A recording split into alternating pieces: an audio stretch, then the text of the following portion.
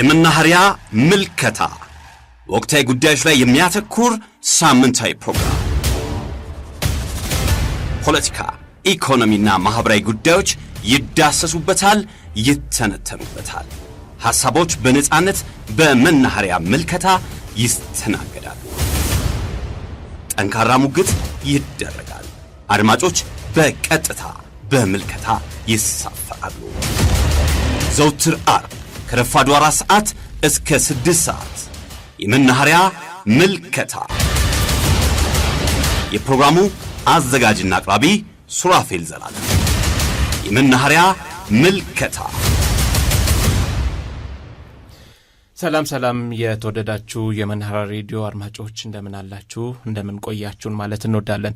እንግዲህ ከዚህ ሰዓት ጀምሮ ለ2 ሰዓታት ያህል የሚደመጠው መናኸሪያ ምልከታ ጥንቅራችን ፕሮግራማችን ከዚህ ሰዓት ጀምሯል። ደጀነሼቱና ስንታየው አለማየሁ እንዲሁም ከቴክኒሻናችን ዮሐንስ ግርማ ጋር በመሆን ከዚህ ሰዓት ጀምሮ ዮሐንስ ደምሴ ይቅርታ ከዚህ ሰዓት ጀምሮ በጋራ በመሆን ቆይታ የምናደርግ ይሆናል። እንደተለመደው ባለፈው እንግዲህ ገልጸን ነበረ ሱራፌል ተመካካሪው ነው በሀገራዊ ምክክር ኮሚሽኑ እየተሳተፈ ስለሆነ እኛ የአየር ሰዓቱን ሽፋን እንሰጣለን፣ ቆይታም የምናደርግ ይሆናል። እንደተለመደው ዛሬም ከሀገራዊ ምክክር ኮሚሽን አጀንዳ አልወጣንም። ሀገራዊ ምክክሩ እንግዲህ ትላንት የደረሰበትን ይፋ አድርጓል። በተለይ መጀመሪያ የሚባለውን ውይይት አጠናቀው ይፋ አድርጓል። ለ3 ቀናት ነው የነበረው። ከሐምሌ 13 በይፋ አጀንዳዎቹ ላይ በቡድን ተለይተው 50 ከዛ ደግሞ 10 ቡድኖች ሆነው መክረው የደረሱበትን የመጀመሪያ ደረጃ ሐሳብን ይፋ አድርጓል።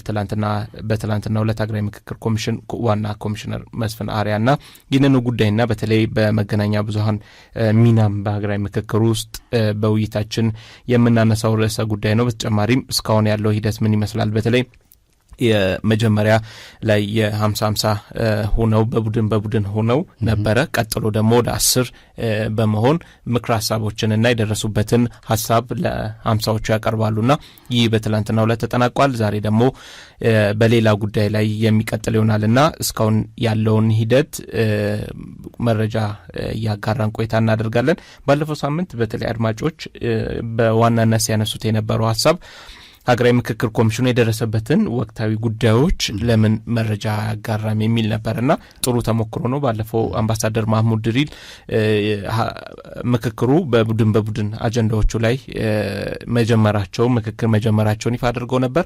አሁን ደግሞ ከ3 ቀናት በኋላ በመጀመሪያ ዙር የነበረውን ምክክርን በተመለከተ በትላንትናው ዕለት የሀገራዊ ምክክር ኮሚሽኑ ዋና ኮሚሽነር ፕሮፌሰር መስፍን አርያ መግለጫ ሰጥተዋልና ይበል የሚያሰኝ የነሱም ሐሳብና ጥያቄ ምላሽ ያገኝበት ነው ብለን መውሰድ እንችላለን።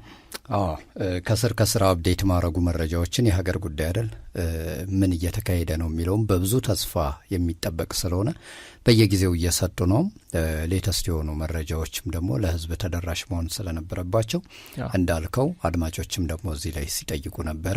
ምክክር ኮሚሽኑም አስቀድሞ ከያዘው አካሄድ አንዱ በመሆኑ እንደዛ አድርገዋል። የተለያዩ ጉዳዮች ከወዲሁ እንደ ርዕሰ ጉዳይ የተነሱትን በጨረፍታ በማብራሪያቸው እየተሰጠ ነበር። እንደ ተቋም ደግሞ በተለይ ከሚዲያ አካላት የሚጠበቀውን ሂደቱ እንዳይሰናከል ለማድረግ በአዎንታዊነት እንዲቀጥል ለማድረግ ደግሞ በተለይ የሚዲያ ሚና መሆን መቻል አለበት። ማህበራዊ መገናኛ ብዙሃን ላይ የሚጋሩ መረጃዎች በጥንቃቄ እንዲካሄዱ ከማድረግ አንጻርም መልእክት ተላልፏልና እያንዳንዱ የሚወጡት መረጃዎች እንደ ማብራሪያ የሚሰጥባቸው ጉዳዮች ሌላ ትንታኔ ውስጥ እንዳይገባ መረጃውን አፕዴት ከማድረግ የዘለለ ሌላ አጀንዳ እንዳይኖራቸው ከማድረግ አንጻር ሚናቸው እንዲወጡ ይገባል የሚልም ሀሳብ ተነስቷል። የሽግግር ፍትህ ጉዳይም ተነስቷል። የተለያዩ ኢሹዎች በአጀንዳነት ከወዲሁ ቀርበው ለውይይት እንግዲህ ተሳታፊዎች ተመካካሪዎች የሚነጋገሩባቸው ጉዳይ እንደሆነ እየተነገረ ነው። እንግዲህ አሁንም በዛሬው ርዕሰ ጉዳያችን በዋናነት የምክክር ኮሚሽኑ ሂደት በተነገረን አሁን ላይ በተደረሰበት አጀንዳዎቹ በምን አግባብ እየሄዱ ነው ተብሎ በተነገረበት አውድ ከማን ምን ይጠበቃል ማለታችንን የምንቀጥል ይሆናል። አዎ በተለይ እንግዲህ አሁን ከፍተኛ ጥንቃቄ የሚሻ ጉዳዮች ላይ ደርሷል። እንግዲህ 50 ወደ 40 የሚጠጉ ቡድኖች ነበሩ። ከነሱም ደግሞ ንዑስ በመሆን 10 በመሆን ፊት ለፊት ተመካካሪዎቹ በደረሳቸው አጀንዳ ላይ እየመከሩ ይገኛሉና የትልቅ እድል ነው። በተለይ አሁን የመግለጫ በኋላም ላይ ድምጽ የምናሰማቸው ይሆናል በትላንትናው ዕለት የተሰጠው መግለጫና ግን ይሄ ከስሜታዊነት የመውጣትና ዋና የሀገርን አስቀድሞ ርዕሰ ጉዳዮቹ ላይ ይበጃል የሚለውን ሀሳብ ወደ ማዋጣት ይሄዳሉ። አሁን ሰፊ ሲሆን ሀሳቡም ይሰፋልና 10 ሲሆን ግን ለመነጋገርም ሰፊ ጊዜ ለመውሰድ እድል ይሰጣል። በ10ዎቹ የተነሱ ሀሳቦች ወደ 50ዎቹ ይሄዳሉ። 50ዎቹ ውስጥ የተነሱ ሀሳቦች ደግሞ ወደ 250ዎቹ ይሄዱና ወደ ዋናው ተመካካሪዎቹ መጨረሻ ላይ ከ4000ዎቹ 250ዎቹ ተመርጠው ነው በርዕሰ ጉዳዮቹ ላይ ተመካክረው ምክር ሀሳብ የሚያቀርቡትና ወደዛ የሚሄድበት ነውና የተወሰኑ መጀመሪያ አካባቢ ላይ የነበሩ እልዎች ትንሽ ስሜታዊ መሆን ነገሮች በአጀንዳዎች ላይ አለ አይደል ከረር ማድረግ ነገሮች እንደነበሩ ኮሚሽነሩን በመግለጫቸው ገልጸዋልና አሁን ግን ከዚህ በኋላ በሚኖረው ጊዜ ያ ነገር በጊዜ ሂደት ወደ ሀሳብ አለ አይደል አንዳንዴ እኮ እንኳን እንደዚህ የሀገራዊ ትልቅ ጉዳዮች ይቅሩና በግለሰብ ደረጃ የሚነሱ ሀሳቦች መጀመሪያ ላይ የሚኖረው ስሜት ትንሽ የነገሮች ስሜታዊ ማድረግ የግል ፍላጎትን የማንጸባረቅ እንዲያን ነገሮች ሊኖሩ ይችላሉ። ደግሞ የሚጠበቅ ነው። ከዚህ በኋላ ግን በሚኖረው ጊዜ ላይ ወደ ስሜት ሳይሆን ወደ ሀሳብ እንዲሁም ደግሞ ዘላቂ አሁን ያለው ነገር ብቻ ሳይሆን ነገን ታሳቢ ያደረገ ጉዳዮች ላይ ይመክራሉ ተብሎ ይጠበቃል። በዛ ውስጥ እንግዲህ የመገናኛ ብዙሃን ሚና ጉልህ ነው አይደለ? ባለፈው ከቀረበም በኋላ እንግዲህ ለሁለተኛ ስንመጣ በዚህ ሳምንት ያልተካተቱም ደግሞ ከፖለቲካ ፓርቲዎች ጨምሮ ያልተካተቱ አካላት የተካተቱበት አሁንም ደግሞ መካተት እንደሚችሉ የተነገረበት ነበር አይደል? የመጀመሪያ ቀን እንደጀመረ አካባቢ ነበር የመጀመሪያ ፕሮግራም እዚህ ላይ ሱራፌልን ተክተን ባለፈው መተን የነበረው አይደለ?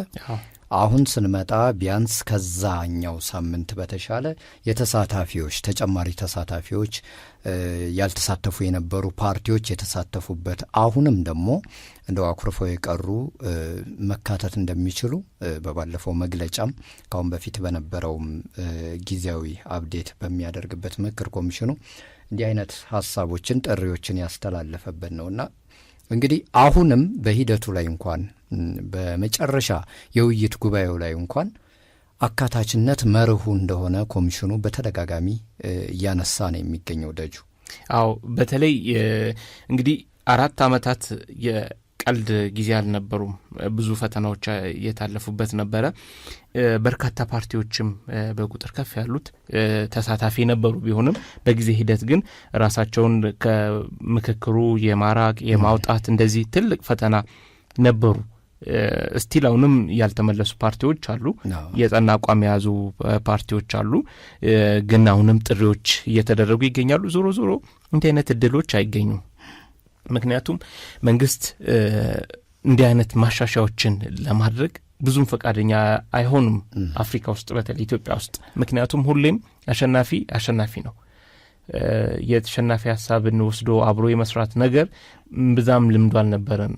በመቀጠል ደግሞ አንተ ባትሳተፍ ምንድነው የወከልከው ማህበረሰብ የሚያጣው የሚለውንም ማሰብ ያስፈልጋል። ምክንያቱም ምርጫው ላይ ስናነሳ ነበር አይደል? ካርድ ለመውሰድ ባልመረጡት መንግስት እንደ መተዳደር ነው። ስለዚህ ካርድ ወስዶ በወሰዱት ካርድ የሚያስተዳድሩትን አካል ይምረጡ ብለን ስንሰራ ነበር። ልክ እንደዛ ሁሉ አሁንም ሀገራዊ ምክክሩ ላይ ፓርቲዎች የሚወክሉትን ሀሳብ ያዙትን አቋም ገብተው ማንጸባረቅ ነው ያለባቸው። በነገር ላይ ኮሚሽኑ ገለልተኛ አይደለም፣ ትክክልም አይደለም፣ ግልጽ አይደለም የሚለውንም ሀሳብ ገብተ ሀገራዊ ምክክር ውስጥ ሀሳብን በነጻነት እንደ አንድ አጀንዳ ማድረግ ትችላለህ። ካለ መግባቱ በጣም የተሻለ ነው። እርግጥ ይህንን አምነው የተመለሱ ፓርቲዎች አሉ፣ የተመለሱ ግለሰቦች አሉ፣ ትጥቅ እንቅስቃሴ ላይ ነበሩ፣ አሁን ሀገራዊ ምክክሩ ላይ እየተሳተፉ ያሉ አሉና መጀመሪያ ላይ ያን ያህል ሳቢ አልነበረም።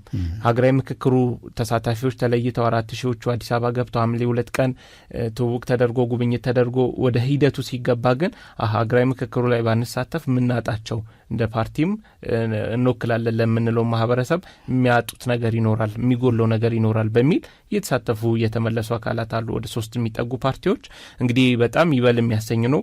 ሌሎችም ገብተው ሀሳባቸውን በነጻነት በገለልተኝነት ማንጸባረቅና አቋማቸውን መግለጽ ይገባቸዋል። ምክንያቱም እንዲህ አይነት እድል ዳግም አይገኝም። አኩርፈስ ምንድነው የምታገኘው ነው። ይሄ በደንብ ሊታሰብበት ይገባል። የጣምራ ዜግነት ጉዳይ፣ የሽግግር ፍትህ ፖሊሲ ጸድቆ አልተተገበረም ይታወቃል አይደል? እሱ ለምክክር ቀርቧል። የሀገር ግንባታና የሰላም ጉዳይ ለምክክር ቀርቧል። በእርግጥ በአጠቃላይ 8ቱን አጀንዳዎች ሁሉም እንደሚመካከሩበት አስቀድሞ የተነገረ ነው። አሁን ባሉት ሂደቶች እነዚህ ጉዳዮች ለምክክር ቀርበዋል። እንደው የሀገር ግንባታን እንደው ብናነሳ በጥቅሉ አድማጮችም ሀሳብ ሊሰጡበት የሚችል ነው ብዬ አስባለሁና የሀገር ግንባታ ሲባል የእኔ ያንተ የማንኛውም ነዋሪ የተቋማት የሁሉም ኃላፊነት ነውና ከወዲሁ ምን መደረግ አለበት? እንደው በዛች አዳራሽ ውስጥ ከሚደረገው ውይይት በተጨማሪ እንደ ሀገርስ ከማን ምን ይጠበቃል? ምን አይነት ሂደትስ እንጠብቃለን? የሚለውን እንግዲህ በኋላ ላይ አድማጮችም እየገቡ ሀሳባቸውን የሚሰጡን ይሆናል። ሀገራዊ ምክክር እጅግ በጣም በጥሩ ሁኔታ እየተካሄደ ነው። ከሐምሌ 8 ከመክፈቻው ጀምሮ እንግዲህ 500 በተለይ ደግሞ አሁን ከሐምሌ 13 ጀምሮ 50 ላይ ተከፋፍለው ከ50 ደግሞ ወደ 10 ቡድን ላይ ሆነው የመጀመሪያው የሀሳብ ማመንጨትና ማጠናቀር ሂደትን ሲያካሂዱ ቆይተዋል። ሂደቱ በጣም ጥሩ ነበር። በተለይ 10 ላይ ሲገናኙ 4000ዎቹ ወደ 400 ገደማ ላይ ሲከፋፈሉ አንደኛ እንደ ልብ መቀራረብ ይችላሉ፣ በደንብ መተዋወቅ ይችላሉ፣ የተሰጧቸውን አጀንዳዎች በትክክል ማብላላት ይችላሉ። ስለዚህ ተከባብረው ተነጋግረው ተደማምጠው ወደ ሀሳብ ማጠናቀር ሂደት እንዲሄዱ የሚያስችላቸው አካሄድ ነበር የነበረው እና ውጤቱ እጅግ በጣም ጥሩ ነው። በዛሬው ዕለት ደግሞ ዛሬው ዕለት ሙሉ ቀን ፓነል ኦፍ ኤክስፐርትስ የምንላቸው በሀገር ላይ ትልቅ በተለያዩ ዘርፎች በፌዴራሊዝም ይሁን በታሪክ ይሁን በማንነት ጉዳይ ይሁን በአጠቃላይ ብዙ እውቀት ያከማቹ ወንድም እህቶቻችን ልዩ የሆነ ግብአት ሊሆንላቸው የሚችል መረጃዎቻቸውን ሊሰጧቸው ዛሬ ደግሞ 8 ቦታ ላይ ተከፋፍለው ሲቀርቡላቸው ነው የከረመው የዋሉት እስካሁን ድረስ ያረፈዱት። የሚቀርቡላቸው ምንድነው? ለምሳሌ እኔ ሀገር ግንባታ ላይ ነኝ፣ ስለ ታሪክ ቀርቦላቸዋል፣ ስለ ግጭት ምንነት ቀርቦላቸዋል። እንዲህ አይነት የተለያዩ አጀንዳዎች ምሁራኑ በሚገባ ቀርቦላቸዋል። አሁን ከሰዓት በኋላ ደግሞ በጠዋት በቀረቡት ላይ ጥያቄዎቻቸውን እና መልሶችን ያገኛሉ። ጥያቄዎቻቸውን ይሰጣሉ፣ መልሶችን ከምሁራኑ ይቀበላሉ። እንዲህ አይነቱ ሂደት 8ቱም ውስጥ 500 ሆነው እየተካሄደ ነው እስካሁን ድረስ የቆየ ነው። አሁን ይህን ስታገኙ ምሳ ሰዓት ላይ ነን። ስለዚህ አሁን ከምሳ በኋላ እንደገና ይገናኙና እንዳልኩት ጥያቄና መልሱ ይቀጥላል ማለት ነው። ይሄ ካለቀ በኋላ ከነገ ጀምሮ እንደገና ወደ 50 ላይ ይሄዱና እነኛ 10ዎቹ ያጠናቀሩትን ሪፖርቶቻቸውን ለ50 ቡድኖቻቸው ያቀርባሉ። ስለዚህ 50 ቡድን ማለት በሚገባ በ10 ቡድን የተብላሉት ለ50 ይቀርቡና 50ዎቹ በሚገባ በአስተውሎት ካብላሏቸው በኋላ ራሳቸውን ለሚቀጥለው ወለል ለ250ዎቹ ያዘጋጃሉ ማለት ነው። ስለዚህ በሚቀጥሉት ቀናት የ50ዎቹ ስራቸውን ከጨረሱ በኋላ በሚቀጥለው ሳምንት የ250ዎቹ ወይም እነኛ 4000 ተሳታፊዎች 16 ቦታ ላይ ተከፋፍለው የሚቀጥሉት ሂደት ነው የሚሆነው። እንግዲህ እስካሁን ሂደቱ በጣም እንግዲህ ሰዎችን በግል ደረጃ እያገኛችሁ ይመስለኛል። የነሱን ስሜት መቀበሉ ጥሩ ነው። በጣም ደስ ይላል እና ሂደቶች ውስጥ የሚስተካከሉትን በሚገባ በየደረጃው እያስተካከልን ነው። 4000 ሰው ነው ለ30 ቀን እንዲታደሙ ያደረግነውና የተለያዩ በአልጋ ላይ ጥያቄዎች ይኖራሉ፣ በጤና ላይ ጥያቄዎች ይኖራሉ። ዛሬ አንዲት ከቤኒሻንጉል የመጣች ልጅ ህፃን ልጅ ወልዳልናለች። ስሙን ኮሚሽን ተብሏል። በጣም ደስ ብሎናል። ስለዚህ በቀደም ምክክርን አገኘን፣ ዛሬ ኮሚሽንን አገኘን። ስለዚህ ቀስ እያሉ ሁሉም ክልሎች አዲስ አበባ ላይ አንዳንድ ስጦታ እየሰጡን መሄዳቸው የማይቀር ነገር ነው በዚህ በ30 ቀንና ይህንን ነገር መክፈቻውም ላይ ብየው ነበር። ይህ ደስ የሚያሰኝ ነው። የታመሙም ድነው እየተመለሱልን ነው። የልብ ኦፕራሲዮን የተደረገላቸው ድነው ወደ ምክክሩ ገብተዋል። ሌሎችም እግራቸውን የተሰበሩ አሁን ኦፕራሲዮን ተደርጎላቸዋል እስካሁን ብዬ ተስፋ አረጋለሁ። በቀደም ሄጄ ዳግማዊ ምኒልክ ሆስፒታል አይቻቸው ነበር። በተለይ የጤና ቡድኖቻችን በጣም እየሰሩ ነው። ኤካ ኮተቤ ሆስፒታል፣ ዘውዲቱ ሆስፒታል፣ ጥቁር አንበሳ ሆስፒታል፣ ሌሎችም ቅዱስ ጴጥሮስ ሆስፒታል፣ ጳውሎስ ሆስፒታል፣ ሁላቸውም አዲስ አበባ ውስጥ ያሉ የፌዴራልና የክልል ሆስፒታሎች በተጠንቀቅ ጥሩ አገልግሎት እየሰጡ ነው። የጸጥታና የደህንነት ተቋማት በጣም ጥሩ አገልግሎት እየሰጡ ነው ያሉት። የትራንስፖርቱም ዘርፍ እንደዚሁ በጣም ጥሩ አገልግሎት ላይ ነው ያለው። ስለዚህ እናንተም እያየዋችሁ ነው። ዋናው የእናንተ ተደራሽነት ወሳኝ ነው። እናንተ ስትባሉ ሜንስትሪም ሚዲያ አላችሁ፣ ማህበራዊ ሚዲያ አላችሁ፣ የኮሚኒቲ ሚዲያም አላችሁ፣ የፕሪንት ሚዲያም አላችሁ። ሁላችሁም ይህን ሂደት በትክክል እየተከታተላችሁ ለህዝቦቻችን ማቅረባችሁ በጣም ተገቢ ነው።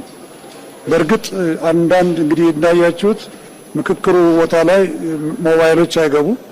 ለኛ ለአስፈጻሚዎቹ ለመገናኘት ብቻ ነው የሚገቡት። ተሳታፊዎቻችን ሞባይል የላቸውም። የሚሆነበት የራሱ ምክንያት እነሱም ስለተስማሙበት ጭምር ነው። በሌላ መልኩ ግን አንዳንድ ጊዜ ማህበራዊ ሚዲያ ላይ የሚለጠፉ ልጥፎችን እናያለን። እንግዲህ በተለይ ከዚህ ውስጥ ከሆነ ጥንቃቄ ልናደርግ ይገባል። ምክንያቱም በ10 እና በ50 ሆነን ስንሳተፍ ስሜታችን ገና ወጥቶ አላለቀምና ወደ አመክንዮ የምንገባው 50ውን እየጨረስን ወደ 250 ስንገባ ነውና ጥንቃቄ ማድረግ ያስፈልጋል። ምክንያቱም ሂደቱን የሚያጠናክረው ሰዎች ያለ ገደብ ያለ ምንም ፍራቻ ስሜታቸውን እንዲገልጹ ስናስችላቸው እዚህ በሚናገሩት እዚህ በሚያቀርቡት ሐሳብ በምንም አይነት ውጭ በሚሄዱበት ጊዜ እንዲጠየቁ አንፈቅድም። እኛም የሀገራዊ ምክክር ኮሚሽኑ ይህንን ኃላፊነት ሙሉ በሙሉ ተጠያቂነቱን ይወስዳል። ስለዚህ እንዳልኳችሁ በየቀኑ ማንወጣው ስራዎች ትንሽ ጠርቀም እስኪሉ ለእናንተም የተሻለ ማብራሪያ ለመስጠት ነው። እንግዲህ እስካሁን አሰራራችን ይህንን መግለጫ በየቀኑ ዋና ኮሚሽነሩ እየወጣ እንዲሰጥ ይደረጋል። ዋና ኮሚሽነሩ መስጠት ካልቻለ ምክትል ዋና ኮሚሽነሩ ይመጣሉ። ከዛ ደግሞ ካለፈ የዚህን ፒላር እያስተባበሩ ያሉት የሚዲያና የኮሚኒኬሽን ፒላር አስተባባሪ ኮሚሽነሮች እንዲሰጧቸው ይደረጋል። ስለዚህ በአንድ መስመር ያደረግነው በምክንያት ነው። ያው እናንተም ይገባቸዋል። ለምን ብዙ መስመሮችን ከፈቀድን እንግዲህ ያልተባሉ ያልተሄደባቸውም ነገሮች በስሜትም ጭምር ሊወጡ ስለሚችሉ ጥንቃቄ ማድረግ ስላለብን ነው። ስለሰጣችሁኝ እድል በጣም አመሰግናለሁ። በርቱና ስሩ። አገር የሁላችንም ነች። በተለይ ሚዲያ በጣም ጠንክራችሁ መስራት አለባችሁ። ተደራሽነቱ ዳር ላሉት ወገኖቻችንም ያስፈልጋልና ይሄን ለማለት ነው። እጅግ በጣም አመሰግናለሁ።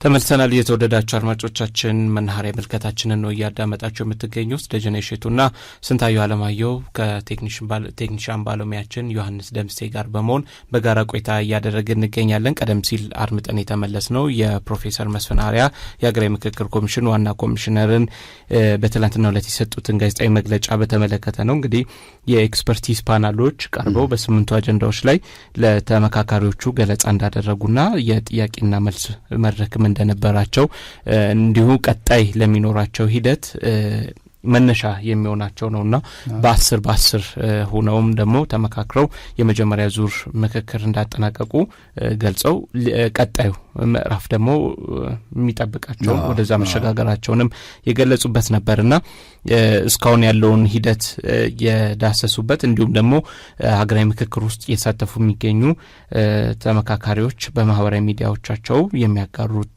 መልእክት በተለይ ከፍተኛ ጥንቃቄን ሊወስዱበትና ሊያደርጉበት እንደሚገባ የገለጹበት ነው። ከዚህ በፊት ሀገራዊ ምክክሩ የመገናኛ ብዙሃን አዘጋገብ ምን መሆን አለበት የሚል መመሪያ ማውጣቱ ይታወሳልና አሁን ደግሞ በተለይ ተመካካሪዎችም የተወያዩበትን ርዕሰ ጉዳይ እርግጥ በጣም ሴንሲቲቭ የሚባሉ ወይም ደግሞ በጣም በጥንቃቄ ሊያዙ የሚገቡ ናቸው። ለምሳሌ የሀገራዊ ጉዳይ ሊሆን ይችላል፣ ሀገር ግንባታ፣ እንዲሁም የአዲስ አበባና የድሬዳዋ ከተሞች ጉዳይ፣ እንዲሁም ሌሎች የሰላም ብዙ ነገሮች ናቸውና በጣም ከፍተኛ ጥንቃቄን የሚሹ ናቸው። ባለፉት ዓመታትም በሀገራችን ውስጥ ለአለመግባባቶቻችን እንደ ምክንያትነት ግንባር ቀደም ሆነው ሲጠቀሱ የነበሩ ጉዳዮች እንደመሆናቸው የራስን ሀሳብ በማህበራዊ ሚዲያ ማንጸባረቁ ምንም ነውርነት የለውም። ግን ሀገራዊ ምክክሩን መንገድ የሚያስት ወይም ባልተገባ መንገድ ሰው እንዲረዳው አድርጎ መጻፉም ደግሞ አግባብ አይደለምና ኃላፊነት መውሰድን ይፈልጋል። እንደምታውቀው ሀገራዊ ምክክሩ በእነዚህ ጉዳዮች ላይ ነው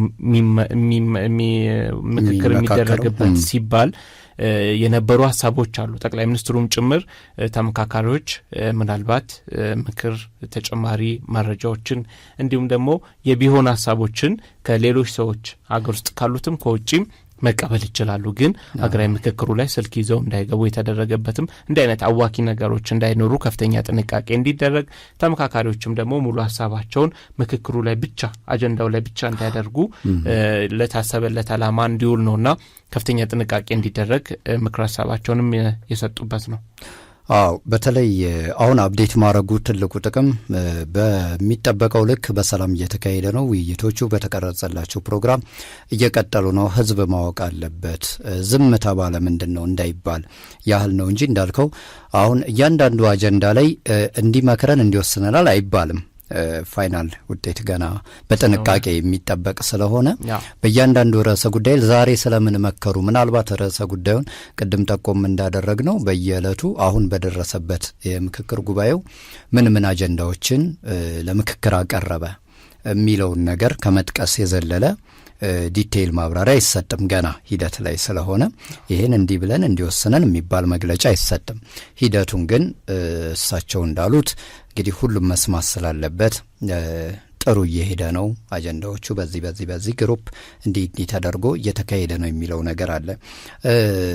ስለ ተካታች ተጨማሪ ጉባኤው ከተጀመረ በኋላ ጥሪ ስለተደረገላቸው ፓርቲዎች አሁንም ማንም ፈቃደኛ መካተት ስለሚችሉት እናንሳ። ደጁ በተለይ ሰዎች ሲያነሱ እንዴ አላለቀም እንዴ ተሰብስቦ አጀንዳው ከዚህ በኋላ አኩርፎ የነበሩ ሲመጡ ሌላ አዲስ አጀንዳ ይዘው ይቀርባሉ ማለት ነው ብሎ ግልጽ ያልሆነላቸዋሉ። በስምንቱ አጀንዳዎች ሁሉንም አብዛኛውን ጥያቄዎች ያማከለ ናቸው። በዛው ላይ ነው የሚመጡትም የሚሳተፉት በዛው ርዕስ ከዛ ዲቴይል በእያንዳንዱ አውርተናል ደጋግመን አይደል።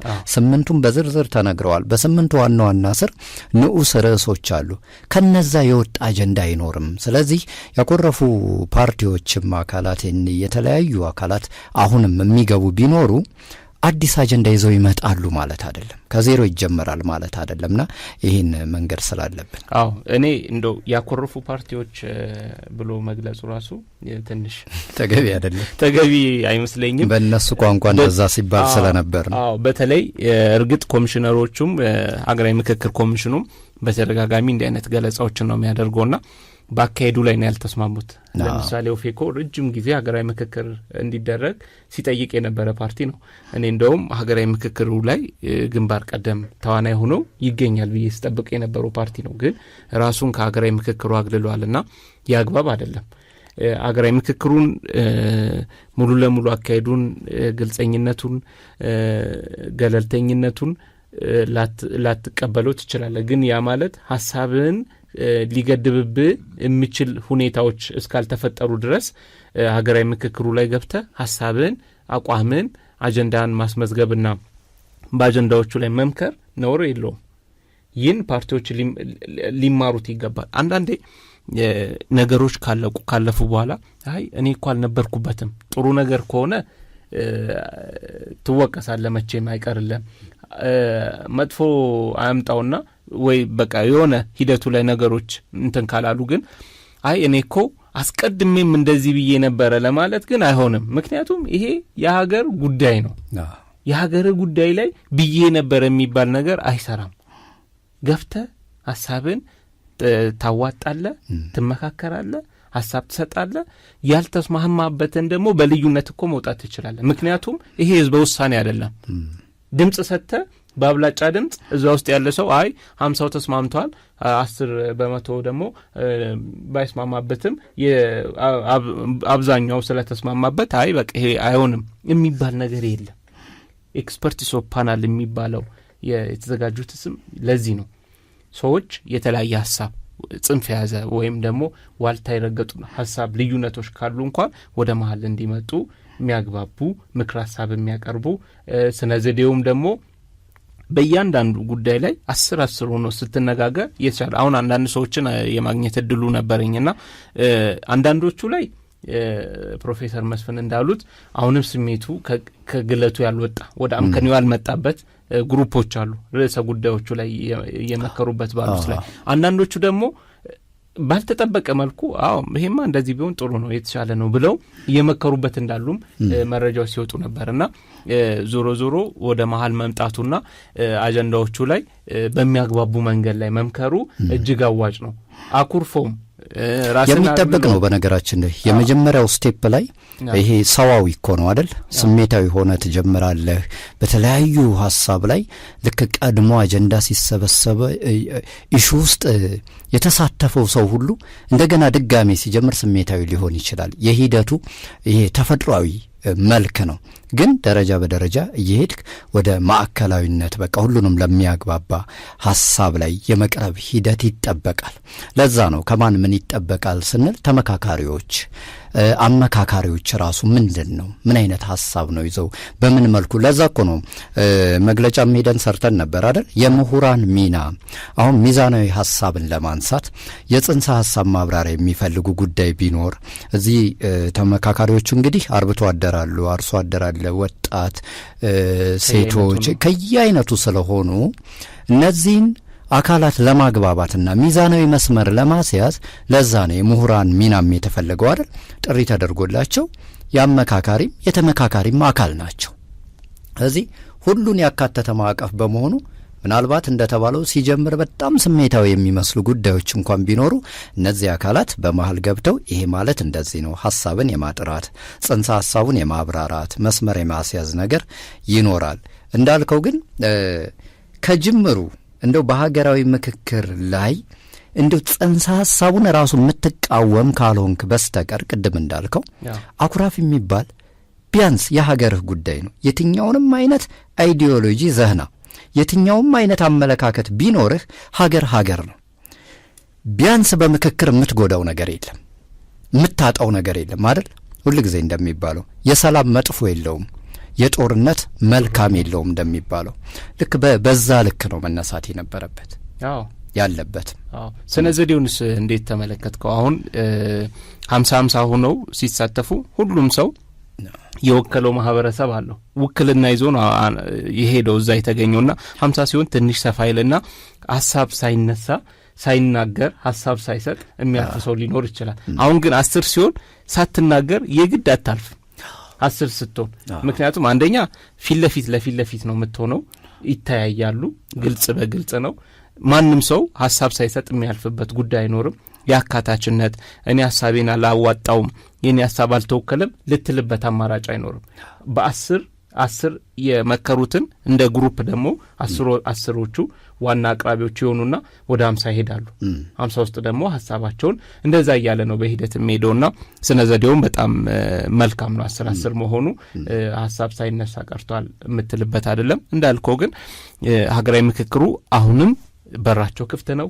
አሁንም ሰዎች እንቀበላለን እያሉ ይገኛሉና ጊዜው አልረፈደም። በኋላ ላይ የምንገዛበት ለምሳሌ ስለ ምርጫ ሊሆን ይችላል፣ የሀገረ መንግስት ግንባታ መዋቅሩ፣ የተቋማት፣ የሚኒስትሮች መስሪያ ቤቶች፣ የመንግስት አደረጃጀት ሊሆን ይችላል። በኋላ እኮ ሀገራዊ ምክክሩ ውጤቱ ሲመጣ ምርጫ ቦርድ በዚህ ነው የሚተዳደረው። ከዛስ እንዴት ልትሆን ነው? ምርጫውም ላይ ልወዳደርም ልትል ነው? አልመዘገብም ልትል ነው? እንዴት ነው የሚሆነው? ስለዚህ ገብተህ ግን ሀሳብ ብታዋጣ የምታጣው ነገር የለም።